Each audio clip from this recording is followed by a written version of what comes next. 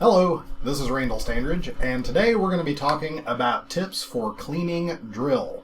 Now, before I get started on this video, I want to acknowledge just that, every director, program, and even visual techs are going to have their own philosophies. This is my philosophy about cleaning drill and the things that I do that I find helpful. And this is really more intended for groups that may not have a visual staff or might be a director who, just hasn't done a lot of drill cleaning or might not have a specific philosophy, and hopefully that will help them. So if this philosophy is different from yours, that doesn't make yours less valid, it doesn't make mine less valid, they're just different. But hopefully this will maybe give you something to think about and maybe a few things to consider as you're cleaning your drill and maybe help out your program, which is my ultimate goal as a music educator. So let's get started. So for me, step one of cleaning drill and having a philosophy about it is you must first know what grid and landmarks you are dealing with a marching band field. Now, I know that sounds simplistic, but you'd be surprised the number of programs I've visited where the students and sometimes even the staff really don't have an understanding of that, or at least an understanding of how it relates to information for the students and performers so that they themselves can become more proficient at cleaning drill, thus saving the director time and saving the whole program time. Generally speaking, and there will be exceptions, the standard grid on a marching band field is based on an 8-to-5 grid. That means 8 steps per 5 yard lines. So we're going to take a look at some examples. I'm going to be using Pieware to animate and illustrate some things. But we're going to talk about the drill landmarks that you should use to really help you clean your drill, because this is the first step for me that students need to understand this if they're going to be really proficient at cleaning drill. So let's take a look. So here we have 5 performers, and I've put them at 2-step intervals from the 50-yard line to the side 45 yard line. What I want you to notice here is how far off each step is. So we've got person on the line, 2 steps off, and 4 steps off in the dead center. What I encourage performers and directors to know is exactly what each step of the grid should look like. So 2 steps off is just inside, toe almost touching the first hash, the first sideline hash. And 4 steps off is in the dead center. So 2 steps off on the other side, same thing, just opposite side of the body. So that's what that looks like. And then on this side we have 1 step off and 3 steps off. 1 step off, you see, is not touching this, but it's a little further in than it is between. So it's not exactly between. It's a little closer to the hash, but it's not touching. And then 3 steps off, like the front ball of the foot, like the toes and the front half of the foot of the side that's closest to it is going to be touching that. The first thing I do when instructing a group in learning drill is we learn this. We get the students and performers on the sidelines or even, the back hashes, and we learn this, and we make them demonstrate their understanding of it over and over. And in fact, when I was a director, we would do this every single day. We started our day with this before we did any other fundamentals to make sure that our grid was solid. So that's, just one of those things that will help. If you're going to tell a student, hey, you should be 1 step off, they need to know what that is, because otherwise they're just guessing. So making sure that vocabulary is solid and that the achievement is consistent from day to day will definitely help you in the horizontal alignment of your drill. Now, as far as vertical alignment goes, the standard one that almost everybody knows, of course, is the hash mark over here, which, is roughly, not quite, but roughly 28 steps from sideline to there. Now, this is on a standard high school field. We'll get to the exceptions in a second, such as NCAA style fields, which are used in Texas. But again, we'll get to that in just a second. One thing that amazes me is that a lot of directors and drill writers, for that matter, don't seem to know that the football numbers, the numbers that are on the field like this, are supposed to be, now of course, when you get a kind of a janky field, that's not the case, but at most contests and at really well-maintained football fields, these are going to be in the same spot and the same height because football players use them as guides to run plays and for targeting with throwing passes and things. Well, we can use that in marching field too. The numbers, as you can see, I've got 3 sets of performers at the front, middle, and top of these. Roughly, this is going to be 10 steps, 12 steps, and 14 steps. So now again, let me pop to the grid real quick. If you see my grid here on Power that has all these little dots, I actually had to move them up a little bit just because the animation field is a little offset. But we'll move these down just real quick, just because. 10 steps, again, bottom of the numbers over here. Middle of the numbers is 12 steps, and top of the numbers is 14 steps. Now, just for the sake of animation, I'll move them back up. Oops. There we go. But a lot of people just don't know that. And, so you can use this to help with certain things. Like, for instance, if you have a student who is 18 steps, they know that they're supposed to be approximately 4 steps behind this, instead of it being like trying to gauge this entire area here. They'll have a landmark to help decide about how far that should be and guide from that. Also, really good drill designers will use these landmarks to set endpoints on, to align straight lines on, and to help with that, to make the drills as cleanable as possible. So again, on a standard field, 10 steps, 12 steps, 14 steps, and then of course 28 steps on the hash. So those are things that can help you in your horizontal alignment of drill. Now let's take a look at the NCAA field, which is same concept, but just a little bit different spacing.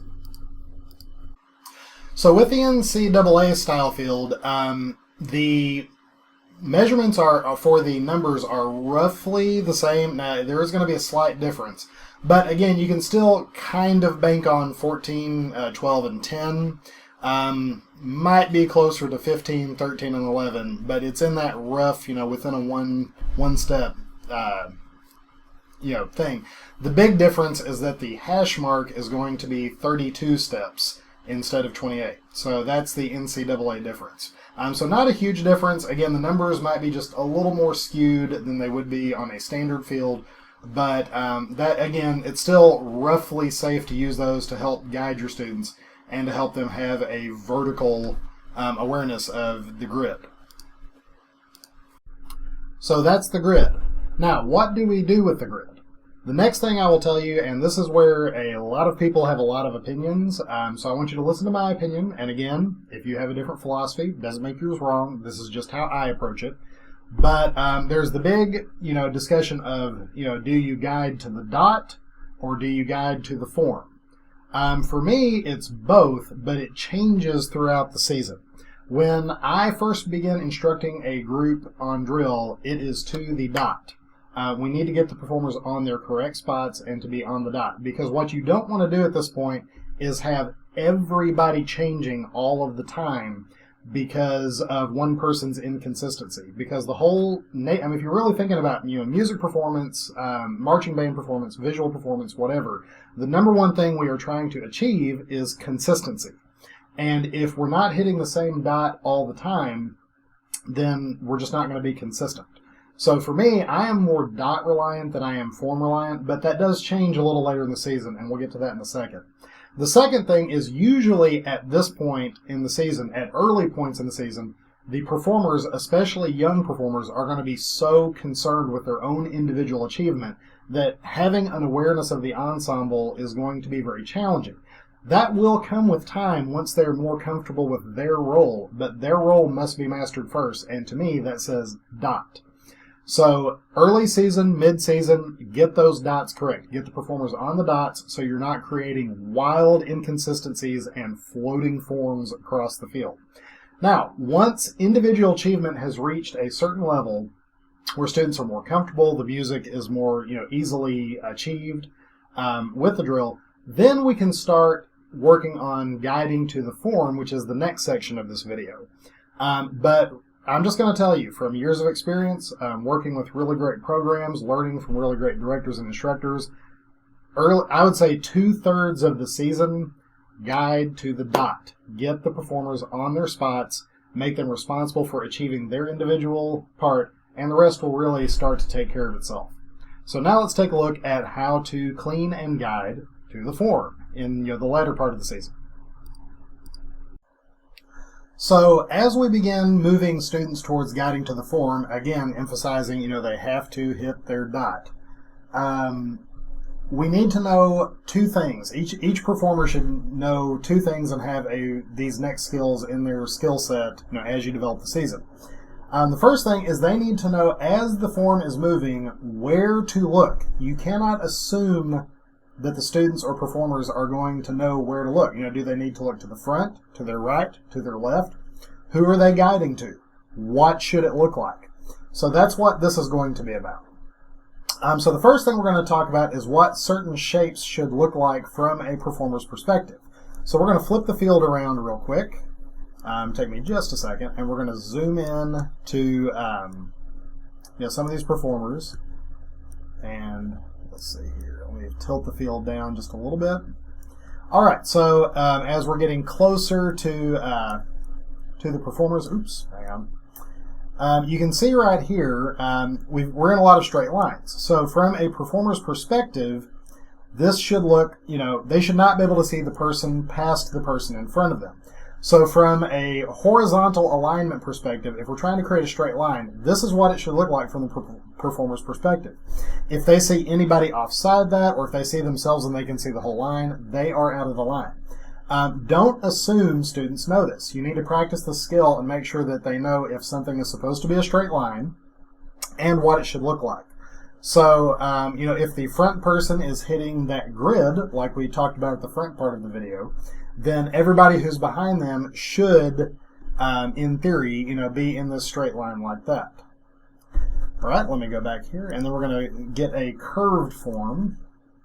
So looking at this curved form, curves will look completely different. If you're in a true curve, you should be able to see the person past the person in front of you. Let me zoom in here a little bit. So just for an example, pull this back and get to where we can actually kind of see from their perspective. Okay, if I were, one of these performers to the right and I'm looking at the curve, the inside of the curve, if you're in a true curve, like from this person going forward, they should be able to see this person on the inside of the curve of whatever curve they're making.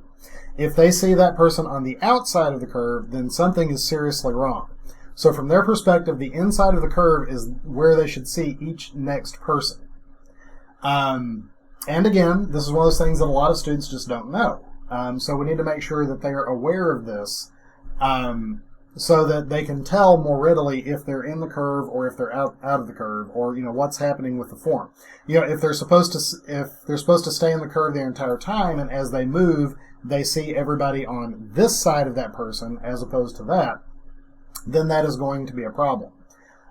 So again, for curves, wherever the inside, the bowl of the curve is, the inside of the spoon, that's where they should see the other performers past the person in front of them. If they don't see that while they're moving or when they hit a form, then something is terribly, terribly wrong. So, as I said, performers need to know what things should look like from their perspectives. But another thing they need to know is where to look at any given moment. So, for instance, if we're starting a rotation, honestly, for rotations or rotating lines that are moving like that, we look to whatever element is moving closest to the front, because that's what the judges and audience are going to be most aware of. They're not going to be as aware of the horizontal spacing, although that is important. But your students can only look one direction at once, and that needs to be clearly defined for the performance. So, like for that, we look at that at the.